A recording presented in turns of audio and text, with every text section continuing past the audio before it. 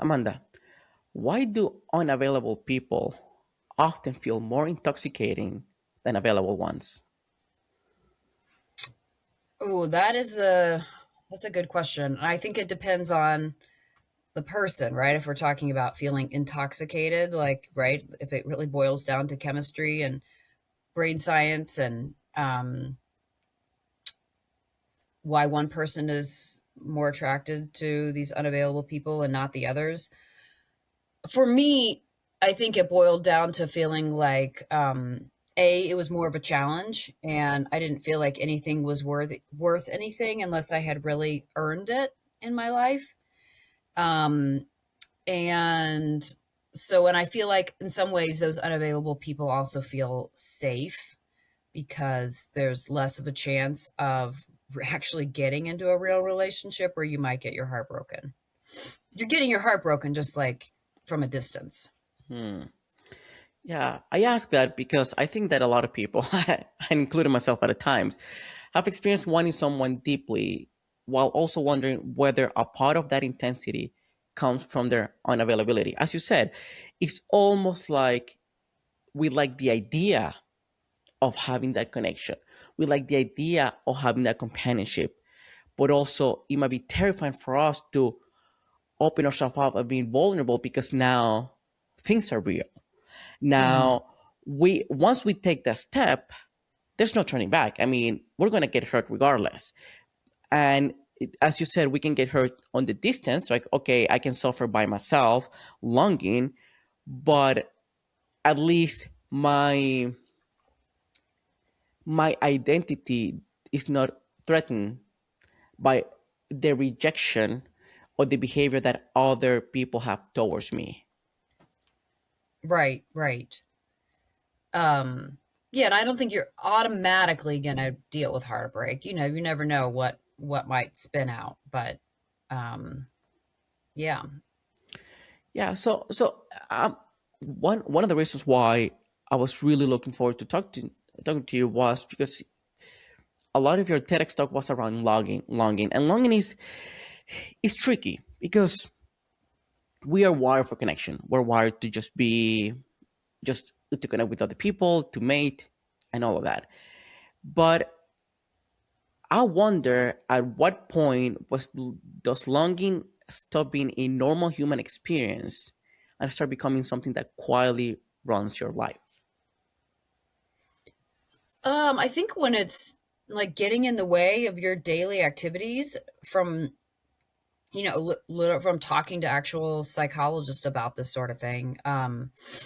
So when it's getting in the way of you actually appreciating the quality relationships you have right in front of you, um, and getting in the way of you doing your own work, if it's preoccupying your mind in ways that takes up real estate, in your head that, you could be using for other, um, I don't want to say being more productive because sometimes the longing for these unavailable people, these crushes, does generate creativity, right? So if you think about like the best poets and musicians, songwriters out there, artists, so much of what they generated was based on often like longing for someone that was unavailable. So, to answer your question, from what I understand, speaking to psychologists, when it's getting in the way of your everyday life, and keeping you from investing in those important relationships around you, then it's gone too far.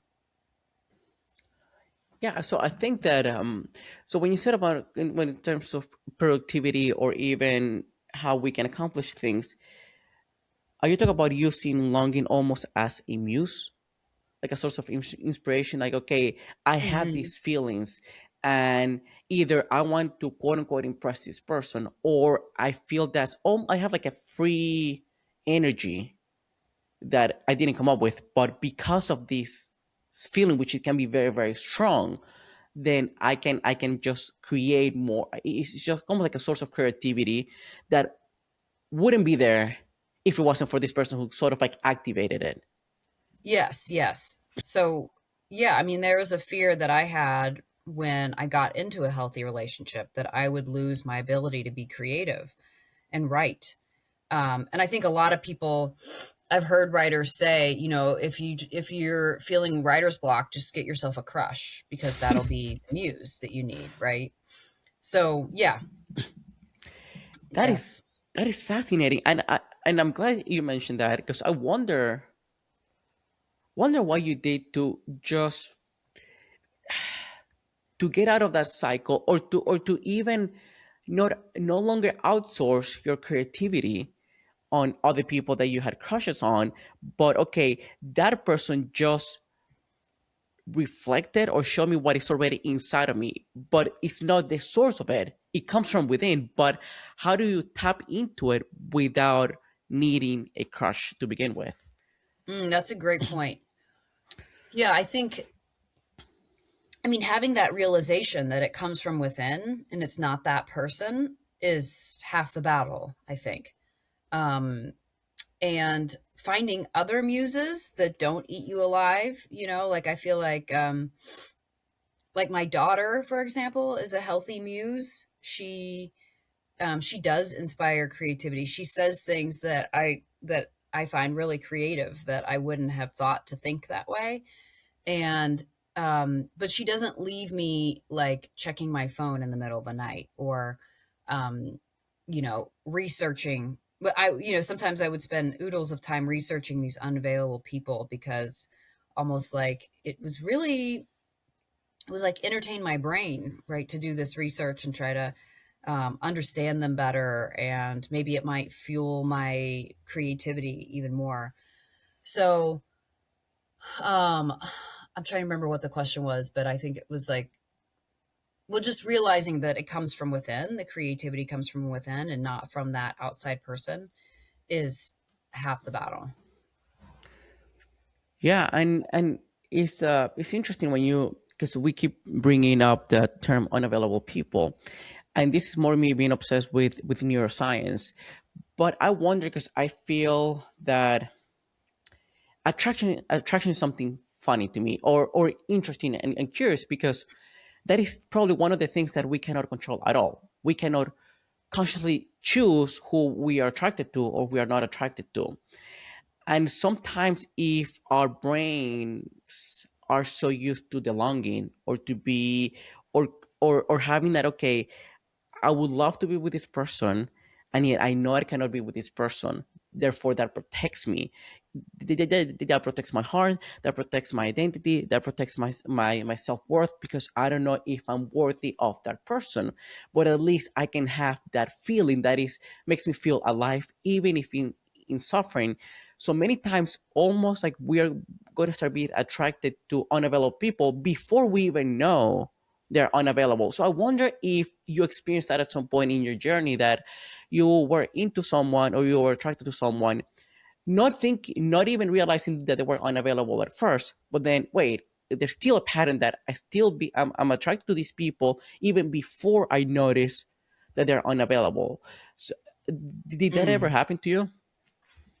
I'm trying to think whether I mean, if I didn't, it's not like I saw that person and said, "Oh, he's hot and he's unavailable. I am interested in him." But so probably it was more of a subconscious level that recognized that he was unavailable. Um, so does that answer your question? Yeah, yeah, in part because what I'm trying to understand, or at least help people understand, is how to become aware of these patterns, because as you said, probably at a subconscious level. And I'm a huge fan of Carl Jung, and one of his most famous quotes is, "No, until you make the unconscious conscious, it will direct your life, and you will call it fate." And how many times we just go through the same cycles, it just we keep attracting the same people, or we're being attracted to the same people without noticing that, okay, something internal has to change. There's a reason why, for whatever reason, as you said, it's not that you saw a guy and said, oh, he's hot and unavailable, I'm going to go after him. No, it's like, oh, I'm attracted to him and he happens to be unavailable in the process. And just breaking that cycle is hard because, once again, it's unconscious. So I wonder what your process was, because in Hmm. terms of how you became aware of this situation, how you were able to just heal it. Yeah, it's that's a good question, and something I talk about in my book, in the sages chapter. That chapter is chock full of, I think, a lot of that research and that healing process, even though it started earlier. But I mean, I think I really attribute a lot of me breaking that pattern to therapy. And a couple things that really helped was, obviously talking through and help my therapist helping me see this pattern. I also was writing in my journal, every night for, I don't know, several months up to a year. I am ready for and worthy of a deeply intimate and loving relationship.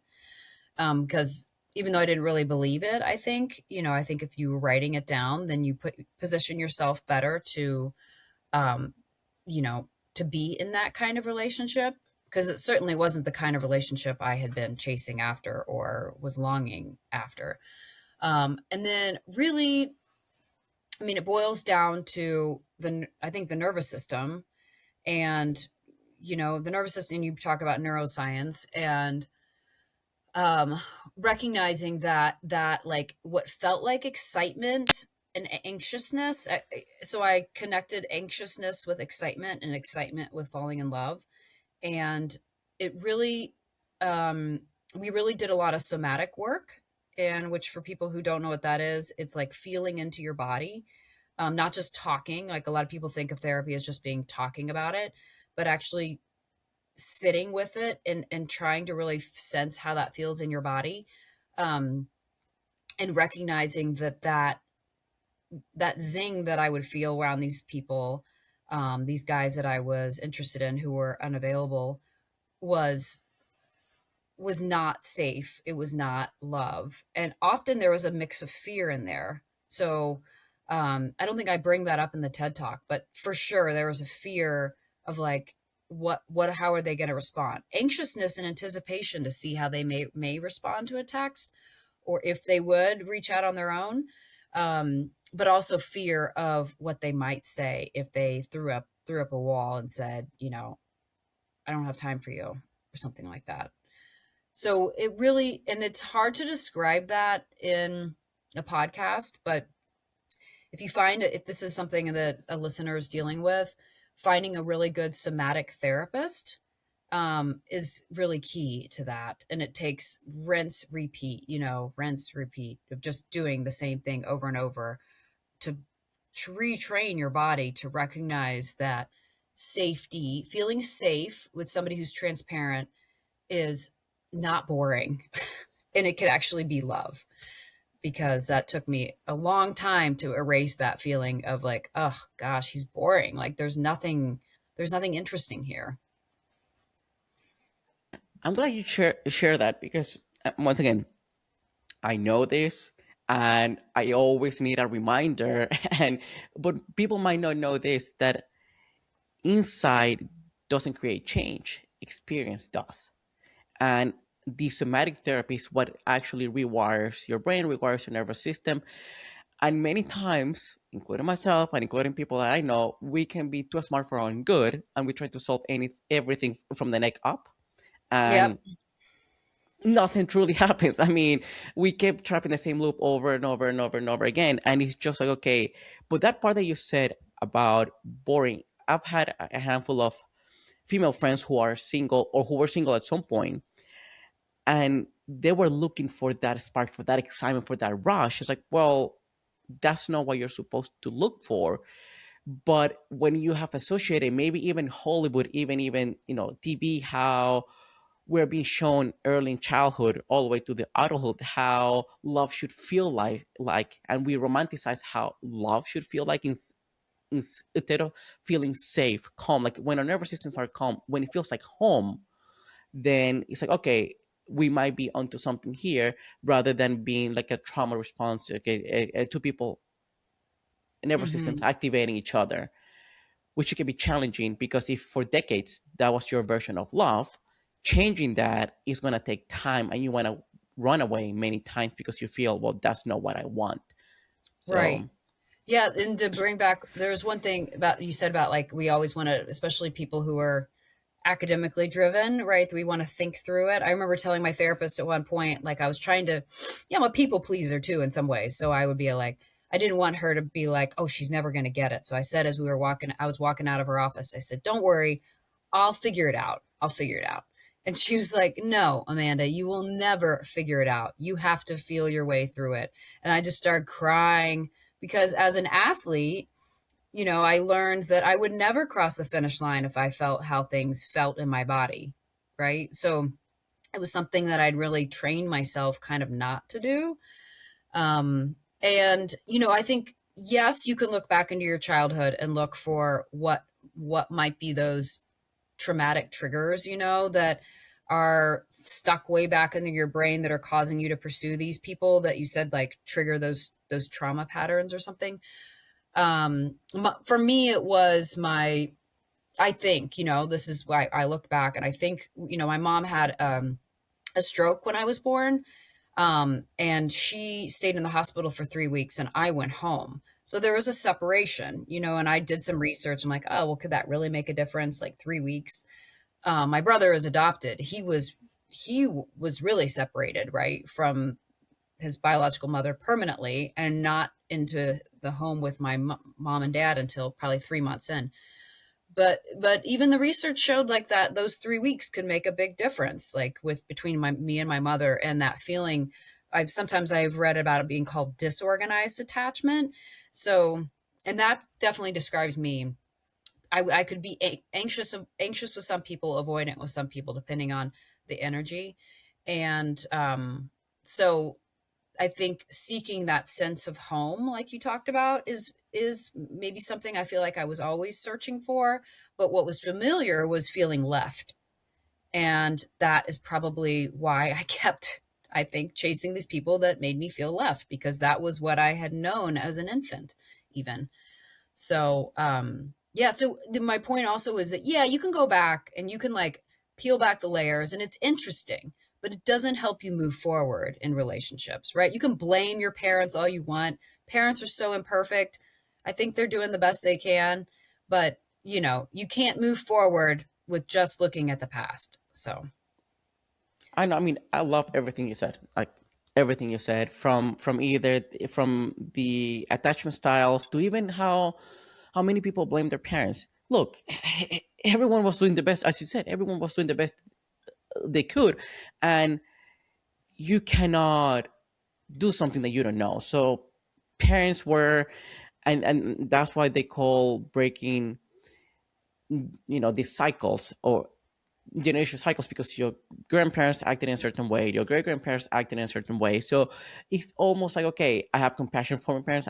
There's nothing I can do about. I cannot change the past, but I can use it to just understand my patterns and change it. But even mhm, but even then, some patterns, as you said, attachment theory says that our attachment styles are developed between the age of since the moment we're born until year 2. So it's impossible for us to even remember what happened. And you being away from your mom for 3 weeks, especially when you're a newborn, your nervous system starts thinking, okay, I'm hopeless, and you have that anxiety in terms of I need comfort. I need somebody to just come and hold me. But at the same time, I don't know what story your brain created, because we have no control over that. That it mhm, can be terrifying as well. I have a friend of mine who has a disorganized attachment style, or for some people how they know it is fearful avoidant. I actually interviewed a lady on the podcast not long ago about it. And I see my friend, and I just it feels it's hard for me to see it, because I can see how deeply she wants the connection, and yet she's terrifying of it. and mhm, and and and and as somebody who values a connection deeply, who's always looking to that and our level of resonance and all of that, I can see it's like how painful is that you feel it, and then something's pulling you back. Say, no, that is too scary. It's just like it's a tough thing to deal with, and they're highly misunderstood because people think, oh, they're playing games or they're getting hard to get. No, they're just regulating themselves because they are just very activated. And it happens. And when it comes to longing, because I think that there's a lot of nuance around this. Sometimes we have that kind of longing of, it's only one side crush or one side connection, one side attraction.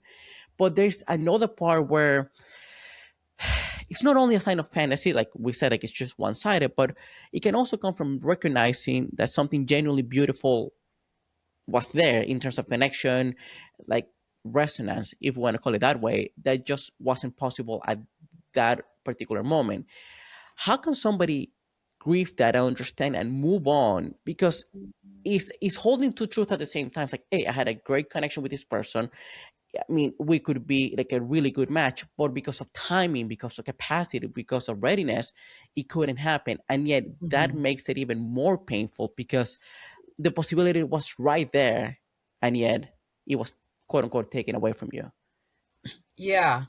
Well, I think for me, because I definitely experienced that in a couple situations, and I think giving yourself self compassion is really key. Depending on the type of person you are, me being like kind of type A, go after it, it's easy for me to blame myself for having messed up. And in fact, that's a form of control I learned, right?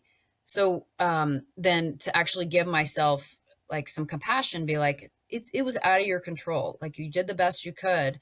And you learned, there are a couple ways I feel like I got through that sort of thing, was understanding that all of these people that you encounter that you may have had a blip. Maybe you met on a subway and that was it. Boom, it's gone, right? Maybe you were together for 2 years and then it's gone. Like, I feel like the way that I made sense of all that and was seeing those people as, still part of the whole journey, and that you're learning from all of those people, um, and that you can let go. Like, you can still feel like it was important and it was valuable that you were both in each other's life, even if it was just a blip, um, but that you weren't in control, that you didn't do anything wrong for it to not have worked out. Um, Another, like a philosophy that one of my friends taught me, she's Japanese, and she had told me when I was in high school about this idea of, instead of one soulmate, that there were like three supermen, she would say, you could possibly have, or through three superwomen, however you want to define it, right? And that you might meet all three, you might meet only one, you might meet number three when you're with number two, who knows. But I just feel like that's, instead of hanging on to this idea that there was just one person and you messed it up, it will never help you move forward. And I feel like, for me, one thing that I did was I wrote down like all these things that I learned from each of these people, and um, and that uh, and that kind of softened it and helped me let go of the experiences. Hmm. I like that. I like that because I've experienced in my life moments or situations with people that nothing ever happened, but there was definitely connection, definitely friendship. And what I came to realize is that those people almost acted as one of the biggest catalysts in my life, Mm. and one of the biggest and one of the strongest mirrors that, even without them knowing, their presence alone just start bringing a lot of things out for me to really address, to explore, to heal, and to really become conscious of. And yeah, even though part of me is thankful that those people crossed my path and they were part of my journey, it was incredibly painful because, I mean, sure, I'm a better person. I'm a more healed human. I'm more evolved. I discovered things from decades ago that I wasn't even aware of, that I thought I had quote unquote overcome, but I Hmm. had overcome it here, not here, in my head, not in my body. But yes, and it's, the detachment is almost like, okay, that person was supposed to be part of the journey, not the destination. And sometimes because that person makes us feel in a particular way, once again, one of, like a strong mirror, then we feel that we're never going to find that blueprint again. But once again, as we were saying earlier with the muse and the creativity, well, that person only show you what you can feel, but it wasn't the source of it. You were the source of it, and means that you can create that same thing with other people. But knowing it, to really believe in it and feel it, I think that's one of the biggest challenge, because longing can be a very strong feeling, a very strong emotion that can take you downward spiral and be in a loop where you just cannot get out of it. And I think a lot of people nowadays probably struggle with that. Yeah, the one thing that I talked about too, I kind of explored. I'm plugging my computer back in 'cause I thought I was charged, but it is like running low. So, in my book, I have a chapter called Anchor Men, and to me, these were like three individuals that I like. I just could not get out of my head, and I really, often they are the kind of people that I compared other men to too. And I still had dreams about these people. I still have dreams about it, is particularly two of them. And, now I realize it's just my subconscious, like still trying to fix it, still trying to chew on it and figure it out. But one of the things I learned when I kind of took a little research dive into understanding memories is that sometimes these people that are really that we kind of get stuck in our head are connected to anchor memories. That's why I call these anchor men. And these memories are often tied to like really important goals or transitions in our life, or um, for example, one of them for me was I started dating him right around the time my grandfather died. So I feel like when he left, when he would pull away from me, I associated it with literally death, right? And there was this sense of grief. Another guy, we kind of went different ways after college. And so that was also a big transition. And so, yes, it was him, but it was also this other big thing happening in my life. So I feel like when you can connect and make those connections with, it's not just the person, it's when they entered your life and what was going on and thinking about that. And it doesn't mean that they're any less important, maybe necessarily, but it may help you let go of them a little more and realize that your brain is so connected to them because they're connected to an anchor memory in your life. There's this psychologist named Singer. I forget what his first name is, but he did all this interesting research on anchor memories. Hmm. Huh. I never thought about it that way. I guess we would have to go back, back in time and trying to, if we're still somewhat attached to someone we couldn't have, or a relationship that couldn't happen, and see what other strong or anchor memories were in that time as well. But I think, once again, I don't know whether this is accurate or true or not. But another thing that comes to mind when you were talking about that is those things that, let's say there was a connection, or maybe something sort of started but then nothing happened afterwards, right? I think that the biggest issue, or the reason why I struggle with that, is because we never close the loop, because now our brain is probably predicting, all the good things that the person could have done for us, or how good we would have felt, that if we had gone through the process and that have ended in a, let's say, breakup. Oh, we have evidence of why it didn't work. But because we don't have the evidence of the reasons why it would have never worked out, we imagine all the things that we miss rather than all the things we avoid. Then that's where it creates that strong um, attachment. And even, as you said, years later you're still probably dreaming about them, and it's because you're probably your subconscious mind or your nervous system trying to finally close that loop. But there's no way to close the loop because it never happened, as well Right. as with the anchor memories as well. Yeah, yeah. I think when there's that sense of like when something feels unresolved, yeah, that makes sense why our brain would keep trying to figure it out. And I mean, and even people where there was a pretty clear break. Like I got a letter from this guy halfway on the other side of the world. He was in Africa, and it was pretty much, I think he said something like it was my first real boyfriend, college, and he was from college, and he said something about like, he said some really nice things about me, and then he said, but he's like, but I don't think I'm in love with you. And that wasn't enough for me, right? It should have been enough. And sometimes for some people, it's still not enough. And I wanted more. I wanted more closure. That should have been enough. But for some people, they will just keep, they'll still see another door open.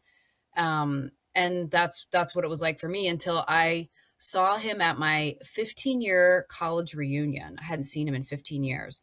And he walked up to me and he said, "I'm sorry for treating you badly."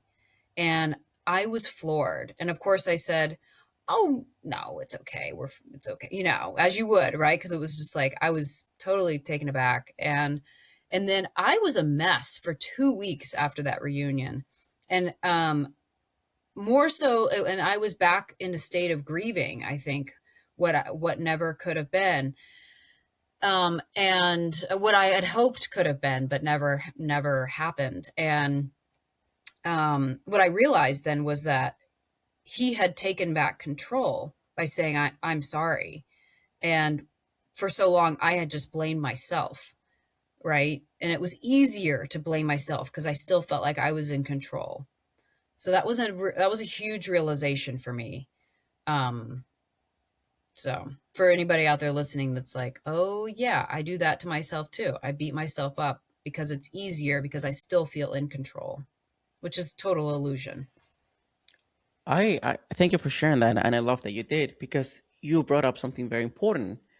Is that somebody might listen to this like, okay, why would I blame myself? Why would I just attack myself? Like, well, because that's the only narrative that you can actually have control over. It's like there's not uncertainty when you tell yourself it was your fault. There's not uncertainty when you said I did X, Y, and Z. But leaving onto the other person, like, okay, I don't know exactly. It is easier for us to take the blame because at least we say, okay, clearly there was something wrong about me, and that's how our brains tend to go with, and that's why it's so hard to be vulnerable because if you reject me, then I feel there is something more about that is wrong with me rather than simply there's not a match or not a connection. And or maybe you're not in a good place and you say, hey, I'm not ready for a relationship, but we cannot see that because we are not in other people's head. We don't experience other people's inner worlds. We only experience ours. And that sense of Hmm. control can keep us trapped into adding more fuel and adding more evidence to this narrative that I'm not good enough, that I'm not worthy of it. And sure, it feels empowering because I feel like, okay, at least I don't have to think why. I know why, even as you said, that's an illusion. But having said that, and you are someone who had to really work on remaining open after many attempts of creating a relationship, but being either with a college boyfriend or unavailable people in your life. How does one remain open to deep love when vulnerability feels terrifying and uncertainty feels brutal? Ooh, I think you just have to have faith and love. Like that was something I never gave up on, was that it was possible to find like deep, authentic love. I never ever gave up on that idea. So I think that it's just like a deep instinct of like, it was so much of what I had wanted for so long. It also feels like I had run that race for so long. I like to make a lot of metaphors with running as a runner. And I'm like, I'm not giving up. I'm like, he's out there, right? Like I'm not giving up on this idea. And I had seen it work for other people, and I kind of held on to those ideas of like, well, it worked out for her eventually.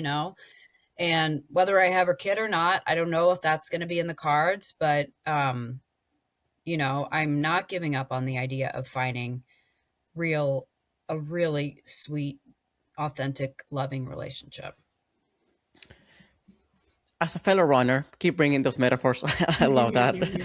And but also props to you because listen, I'm I can relate a lot to you, even though yes, a I was married, I was in a very good, healthy relationship that after 9 years it just didn't happen. But what happens is whether you are not whether you haven't found your person or you found it and then you lost it, a lot of people tend to close.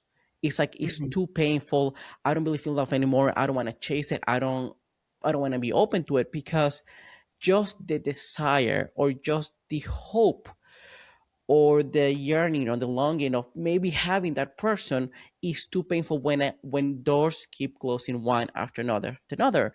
And yes, hope is the last thing that you should lose, but many people lose it just like that.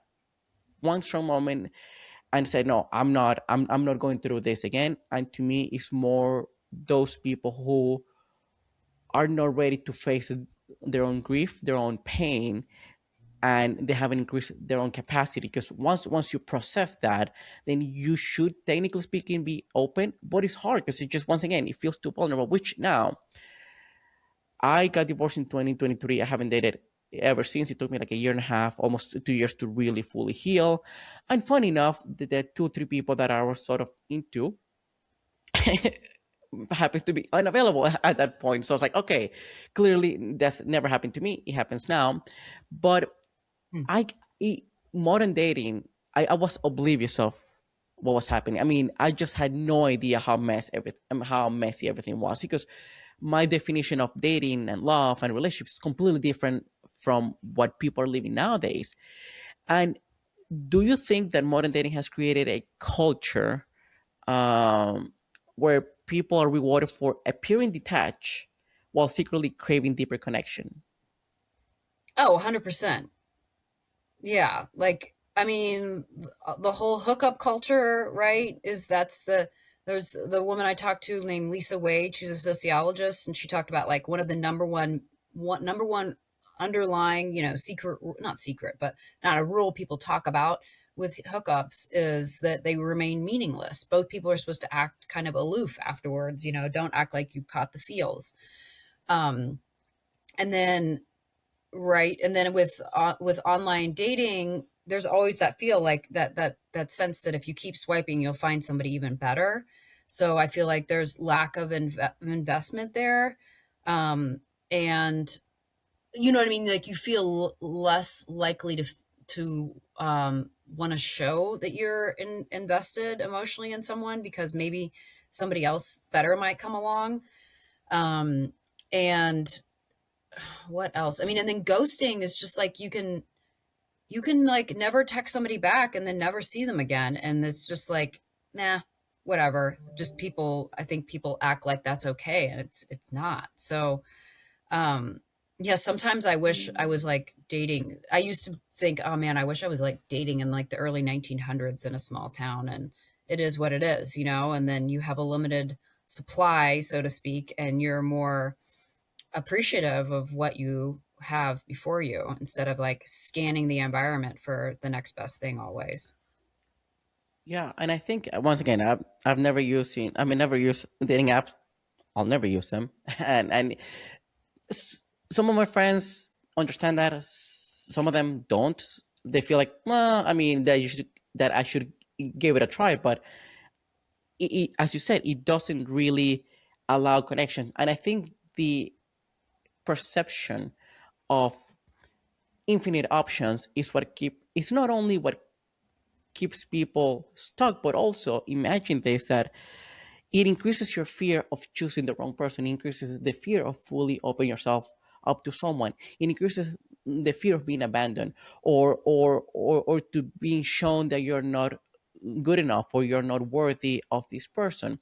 So it feels to me that people trying to convince themselves they don't need emotional intimacy because needing someone feels too vulnerable, right? It's like you're basically, if you and I are in the quote unquote early stages of dating, well, I'm not going to show Amanda how much I care or how much I like her or how much I'm into her because, well, then she will have all the leverage and I cannot lose my leverage. I need to keep her on Mm, her toes.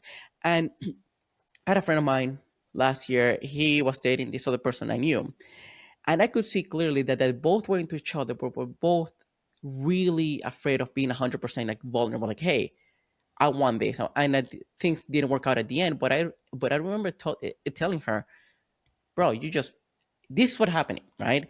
These fights, these things, these misunderstandings, like, you both are deeply afraid, and I get it. It's terrifying, right? Because you, by opening yourself up, you're risking getting hurt, and if things move forward, right, and to the point of truly loving someone, that's one of, to me, one of the bravest things that someone can do, because you're basically giving the other person an arsenal to destroy you and trusting that they'll never do it. And I don't know, I think that is all around fear and avoidance, the ghosting, all of this, just people avoiding their emotions, people avoiding the discomfort, people avoiding their own truth. And I don't even know what society can do, or people individually, to heal that, fix that, or overcome those challenges. Yeah, I mean, that I was thinking back when I met Dave, and he was really quite transparent. And I think people just have to get to a point where they're willing to be open and communicate with each other and know themselves enough. Like, at finally being with somebody who was transparent with me and I knew where he stood was actually attractive, but took me a long time to get to that point. And when he did get, like, there were a couple times when he got both physically and emotionally too close, it felt, and I told him, you need to back away, otherwise I'm out. And and he took that, and he was mature enough and confident enough not to be like, oh my gosh, and then run away, but to realize that was part of my nervous system, and he was, he'd been around the block enough to understand that sort of thing. He'd been to therapy. He was mature enough emotionally to understand all of that. So I feel like, and there have been with other people I'd been with, if I'd said that, or I would have never said that because I would have been afraid I would lose them. And with Dave, I was never afraid of losing him. I think that was key. Not because I had him either. That is really key. And the other piece that was really important in that relationship that worked out finally for me was that I trusted him long before I fell in love with him. And that was very unique to that relationship. Other people that I was like really into, no way did I trust them. But I was still willing to give them my heart, which, doesn't make any sense. So I think trust and being in a place where you're not fearful of losing them is key to get to. And getting there, like you were saying, is hard when you've really been burnt a lot. Um, and if you don't feel like you have the capacity to open up, but deep down that's what you want in the future, then you've got to do the work, and you've got to find somebody to help you do the work. Hmm. I guess it would have been even more difficult for someone, as you said, with for the for the disorganized attachment, is that your nervous system needed trust and safety in order for it to just really relax and learn, and that can only be created over time through actions. Like, he's not going to punish me if I pull back. He's not going to chase me and put pressure of me if I get close. Is having that, it doesn't matter what I do, he's going to be anchored, and he's going to be steady, and it's slowly but surely, he's helping you, or I guess he helped you to reteach your nervous system that it's safe to fully love someone. And as you said, Hmm. probably you were giving attention and desire to other people, but probably you never loved them. It was more the the chemistry inside. But with your husband, once you fully trust, like, okay, nothing quote unquote bad is going to happen, he's not going to pull, like, I'm out of here. Now I can feel safe enough to truly love him, which is, awesome. But also, it's so rare because, as I said, people with avoidant attachment or even disorganized attachment can be very misunderstood, and somebody that truly understands how you work, and it's almost like you are worth the work. You're worth just being there, and understand that I might not get everything I want, like right now, in terms of, like, let's say, that true connection, or even when he escalated in terms of the affection and all that, say, hey, I need you to pull back because it's too much. I'm being activated. I need you to just slowly but surely get close, but leave me some room to breathe. And I think that props to him and props to you guys for going through it, because I've heard from many people that are either one is anxious or secure and the other one is avoidant, and things don't work out just because there's a lack of understanding and patience for that. Yeah, patience for sure. And like a part of my story that I'm not sure it comes if it came out in the intro or not was that I um, was waiting to have sex in a committed and loving relationship, and so it wasn't until I was with my now husband that we had sex. But it, I remember at one point, um, like he took me to Paris one weekend, which sounds, amazing, and it was. But I remember being like, are you expecting anything? And he's like, no. He's like, you're worth waiting for. And him saying that made me cringe, actually. But and that's really how he felt, which is beautiful. But it took me, even both of us, kind of like coming in and just being real with ourselves and each other, that eventually we kind of made it, you know what I mean? So but it took those cringy moments, and for me to even sit with myself and be like, oh, am I really worth it? um so Yeah. yeah. I think that's and I'm glad you mentioned that, because I think that's the fear that we're talking about. I don't want to sound too cringy, too corny. I don't want a person feel like, okay, that's an ick or whatever the case may be. And we sometimes fail to really express how we feel. Well, how is the other person going to react? Well, if the other person reacts poorly, then that's a filter, even as painful as that sounds. But sometimes you'll feel cringy like you did, and you sat with it. It's like, okay, but why? And understand, okay, I understand because this goes against my own belief that I'm worthy. And somebody saying this, it feels like there's a dissonance between my beliefs and what I'm experiencing in reality. And just your nervous system needed to catch up to it. But yeah, so I love that you share that. Amanda, I mean, I wish I could just have you for longer. There are some other questions I couldn't ask you because I didn't have the time, and I definitely have to bring you back. But as a closing question, if someone listening is carrying a lot of longing right now, like for love, for intimacy, for companionship, or a life that feels just out of reach, what would you want them to understand about how to hold that ache without letting it hollow them out? Yeah, that's a great way to put that. um